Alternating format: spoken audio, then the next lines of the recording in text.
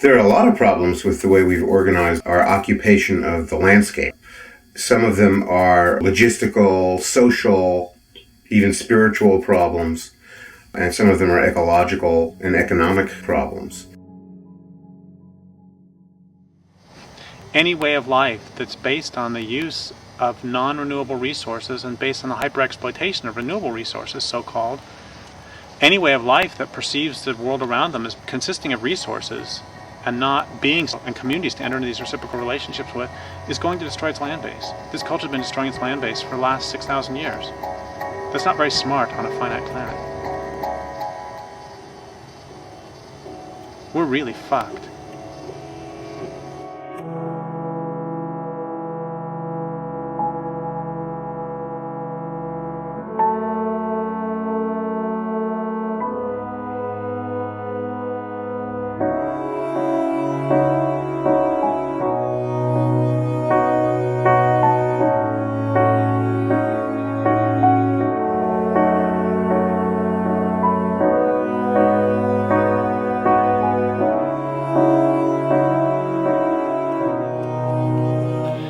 It's basically, these trees are like the structure, they're like the scaffolding that holds up the whole house of a healthy ecosystem. I can say it in words, you can watch it on TV. If you walk through a tree plantation, where almost all the trees are of the same age, almost all the trees are of the same species, they were planted there by humans, they were developed genetically to be what human beings wanted to have. And you see what grows there, you see what lives there, you see what it feels like. You walk out of that and you walk into an old-growth forest. That is exactly what used to be where that tree plantation was. It's like a line that runs sometimes, a line where they drew and they said, cut here, not there yet. You walk across that line and you're back on Earth.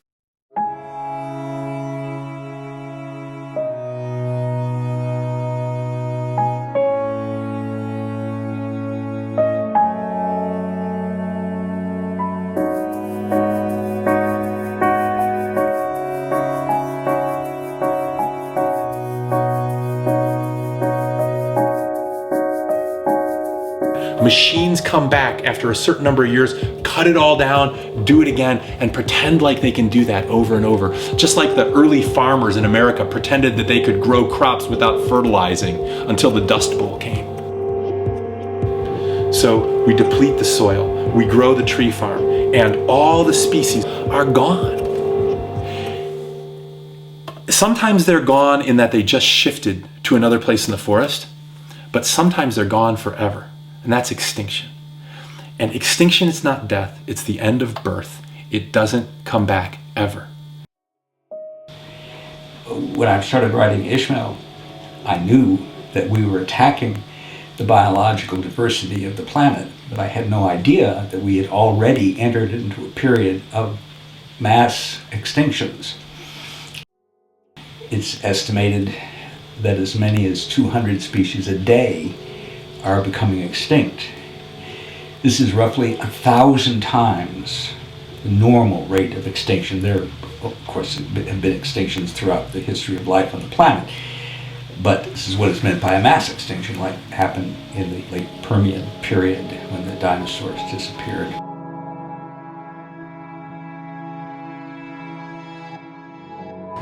The historical assumptions we have about the, quote, great buildings of the world, the Egyptian pyramids, the European and Asian fortresses, the great and marvelous metropolises that we see around us. They're expressions of a civilization and they're great records, okay, but what are they records of? In fact, in most cases, they were created by the oppression of others. And in some cases, the downright slavery of generations and generations of people. And so you think, well, what's so important and valuable about that? What does that mean to us now? You know, we're still doing that today.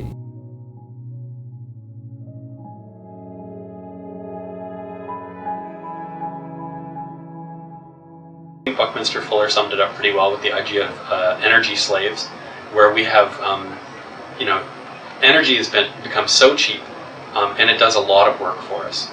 And if you were to convert the kind of the relationship between the amount of energy that each of us use in the city and this kind of way of living, if you were to compare that energy to the amount of human energy it would have taken in the form of slaves working for us, each one of us would have at our disposal something like 400 slaves. Now this was 1960 some odd when Fuller first calculated this.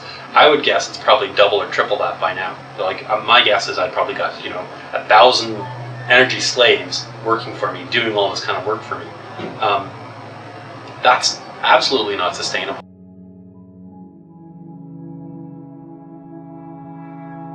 There's a lot of different reasons that our normal lives are things that we need to look at and change.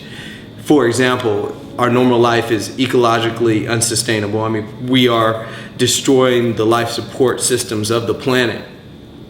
Our normal life also creates huge disparities in health and wealth, which these are both really important issues. They're not anything that's going to cause us to change society or change the structure of the system. Now, this whole normal life being underwritten by cheap and abundant fossil fuels, this concept right here, that could lead to change. Oil being a finite substance will come to some point where it actually hits a maximum level, then it goes into a declining. At that point where it starts to go into decline, we're gonna have to figure out how to make do with less. We don't know how to do that. A lot of people have very high hopes, you might even call them wishes, that technology is going to come to the rescue and solve these energy problems we have and actually allow us to continue running our stuff the way we're running it. No combination of alternative energy systems is going to allow us to run North America the way we've been used to running it, or even a substantial fraction of it. We're going to have to downscale and rescale and resize and right-size and reorganize all of these systems. When do we run out? And of course the answer to that is very disturbing, because it's not really a matter of when we run out, but when we are no longer able to continue the path of growth, when we're no longer able to have more fossil fuels with every passing year to fuel more shopping malls, more cars, more highways. And that time is basically now. America's housing infrastructure is extremely vulnerable to the problem of peak oil. We've built millions of houses that have to be heated with fossil fuels. So how are we going to heat all of these houses? Most of us are living in places that get really cold in the winter. I mean, you really can freeze to death in places like Iowa and Minnesota and upper New York State. So we're going to have to figure out an alternative to the standard American house and do it really quickly. We need to reinvent our normal lives so that they are not only ecologically sustainable and not only socially just, but we need to make them much, much less dependent on fossil fuels.